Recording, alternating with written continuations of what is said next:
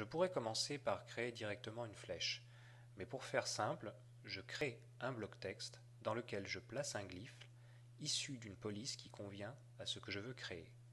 J'ouvre ma palette des glyphes, dans laquelle j'ai déjà le caractère, un double clic, et c'est intégré. Je zoome pour mieux voir. C'est un peu trop noir à mon goût. Orange me semble plus adapté, avec une transparence de 50% peut-être, afin de distinguer l'arrière-plan derrière le logo. Et comme Quark Express vous permet de jouer sur la transparence, vous pouvez parfaitement le faire sur un simple caractère. Je vais rezoomer pour que vous puissiez mieux voir ce que je vais faire maintenant.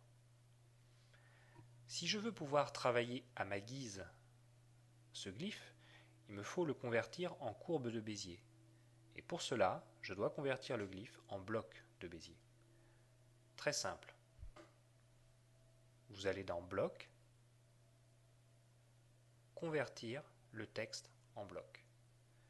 Ce qui est nouveau dans Quark Express 8, c'est que vous pouvez non seulement convertir ce caractère en objet ancré ou non, mais vous pouvez aussi convertir tout le bloc en tracé, même si vous avez un bloc texte incluant 200 lignes, et même si ce texte est chaîné. Quand je sélectionne le bloc, regardez ce qui se passe. Eh bien rien, ou presque en fait. Il a la même forme, les mêmes attributs, couleur et transparence sont là. Bon, laissons le bloc texte où il est en arrière-plan et voyons comment travailler mon nouvel élément. Quark Express 8 vous offre une distinction très claire entre votre travail de mise en page et votre travail d'illustration. Si vous souhaitez travailler sur les courbes de Bézier, il suffit de sélectionner le nouvel outil Plume de Bézier en cliquant dessus ou par le raccourci clavier P. Une fois sélectionné, les différents points apparaissent. Et c'est maintenant que nous allons pouvoir donner la forme définitive à notre logo. Par forme définitive, j'entends par là qu'on peut lui ajouter un point ici. En maintenant la touche Alt enfoncée ou encore Pomme, on peut convertir les points à sa guise.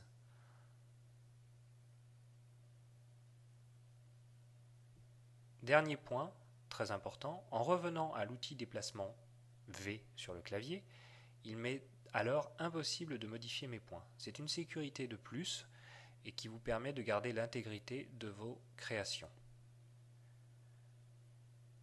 On se souvient que je voulais créer un logo qui symbolisait un voyage aller-retour.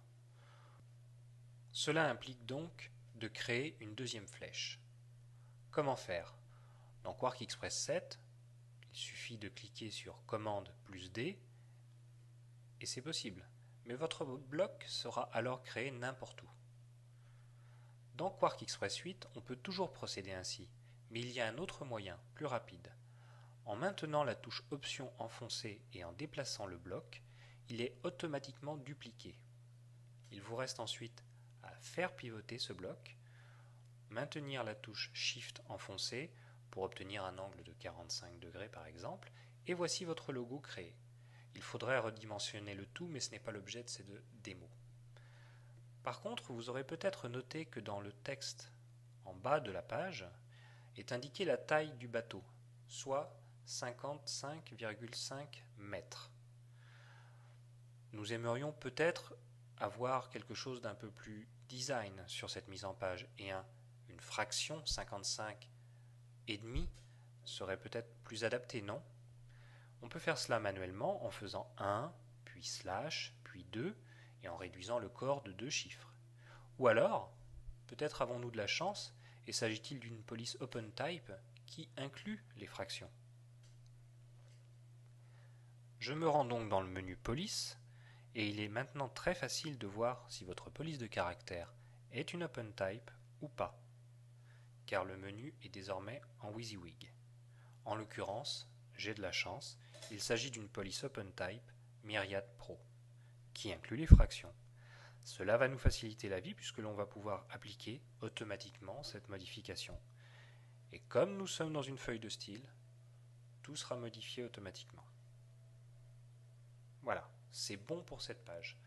Encore que je crois remarquer une faute en bas. En effet, le magazine ne s'appelle pas Blot International, mais Boat International. Il faut donc que je puisse modifier cela. Mais comment faire? Il faut d'abord que je retrouve ma bonne maquette. Or, je me rends compte qu'il y a plein de pages. Il y a plusieurs maquettes. Laquelle est véritablement la bonne? Grâce à QuarkXPress 8, il suffit de cliquer sur le bouton en bas de votre écran pour accéder directement à la maquette concernée et exactement à l'endroit que vous le souhaitez. Je corrige le bloat en boat, je reclique sur la même icône et je me replace exactement où j'étais.